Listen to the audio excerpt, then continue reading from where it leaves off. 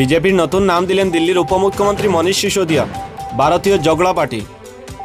देश के लोगों ने एक सरकार चुनी थी, उन्होंने सोचा था बीजेपी का मतलब होगा भारतीय जनता पार्टी, लेकिन आज सिद्ध हो गया है कि बीजेपी का मतलब है भारतीय झगड़ा पार्टी।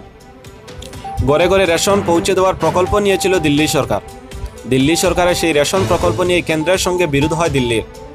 কেন্দ্র ওই প্রকল্পে নিষেধাজ্ঞা জারি করা শুরু হয় দিল্লি কেন্দ্র টানাপোড়েন।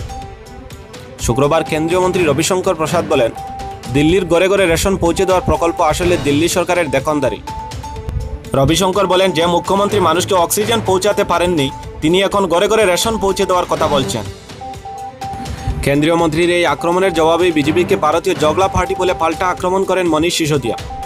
তিনি বলেন, ইদানিং কেন্দ্রের লক্ষ্য একটাই, কয়েকটি রাজ্যের সরকারের সঙ্গে অবিরাম ঝগড়া করে যাওয়া।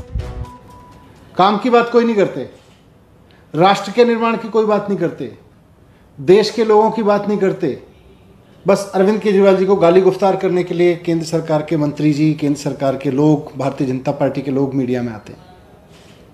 एक ही काम रह गया उन लोगों के पास में कि बस सुबह से शाम तक केवल और केवल राजनीतिक विरोधी जो पार्टियां हैं उनको गाली गुफ्तार करते रहो, उनकी सरकार को। सुबह से शाम तक किसी दिन आएंगे तो वेस्ट बंगाल की सरकार को गाली देने लगेंगे, किसी दिन केंद्र सरकार के कोई मंत्री आएंगे तो झारखंड की सरकार को गाली देने लगेंगे, किसी दिन केंद्र सरकार के कोई मंत्री आएंगे तो महाराष्ट्र की सरकार को गाली देने लगेंगे।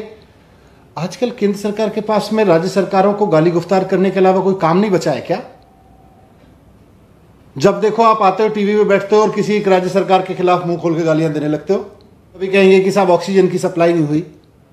अरे ऑक्सीजन का पूरा मैसअप किसने किया? केंद्र सरकार ने ऑक्सीजन का मैसअप किया। आप ठीक कर लेते समय रहते।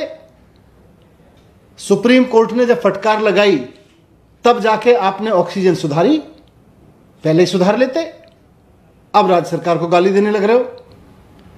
मैं पूछना चाहता हूं कि आप इसमें टांग क्यों अड़ाते हैं? आपको प्रॉब्लम क्यों है इसमें?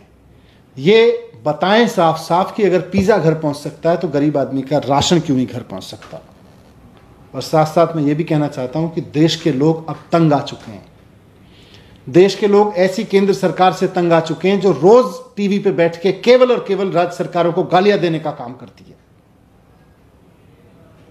देश के लोगों ने एक सरकार चुनी थी, उन्होंने सोचा था बीजेपी का मतलब होगा भारतीय जनता पार्टी, लेकिन आज सिद्ध हो गया है कि बीजेपी का मतलब है भारतीय झगड़ा पार्टी। केवल और केवल राज्य सरकारों से झगड़ा करती है, उनके काम में टांग अड़ाती है। ये तो पुण्य का काम था ना। गरीब लोगों के घर अगर सरकार राशन पहुंचा देगी तो पुण्य मिलना चाहिए। केंद्र सरकार गाली देती है। राष्ट्र निर्माण के जितने भी काम कोई राज्य सरकार करना चाहती है उसमें आके केंद्र सरकार टांग अड़ाती है और उसके बाद गाली देना शुरू करती है। मैं केंद्र सरकार के मंत्रियों को भी और भारतीय जनता पार्टी को भी कहना चाहता हूं कि भारतीय जनता पार्टी बनके रहिए, भारतीय झगड़ा पार्टी मत बनिए।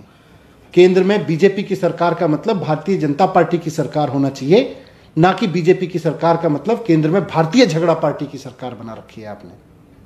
ये भारतीय झगड़ा पार्टी की सरकार बंद करिए। जनता आज ऐसी सरकार चाहती है जो राज्यों के साथ मिलके काम करे, राज्यों को गाली गुफ्तार देने का ही काम ना करे। राष्ट्र निर्माण के काम में राज्य सरकारें अहम पार्टनर होती हैं। राज्य सरकारों के काम में टांग अड़ाने से और फिर टीवी पर बैठ के उनको गाली गुफ्तार देने से राष्ट्र निर्माण नहीं होता है। राष्ट्र निर्माण होता है कि अगर राष्ट्र की कोई योजना किसी राज्य के पास में है तो केंद्र सरकार उसको सहयोग करे। राज्य के लोगों के लिए, देश के लोगों के भले के लिए अगर कोई सरकार कोई योजना लेके आ रही है तो केंद्र सरकार उसमें सहयोग करे। टीवी पे बैठ के उसको गाली गुफ्तार करने के लिए ना बैठ जाए, उसमें टांग अड़ाने के लिए ना बैठ जाए। तो मैं निवेदन करना चाहता हूं कि मिल के काम करें। असली राष्ट्र निर्माण तभी होगा जब राज्य सरकारों के साथ मिलकर काम करेंगे।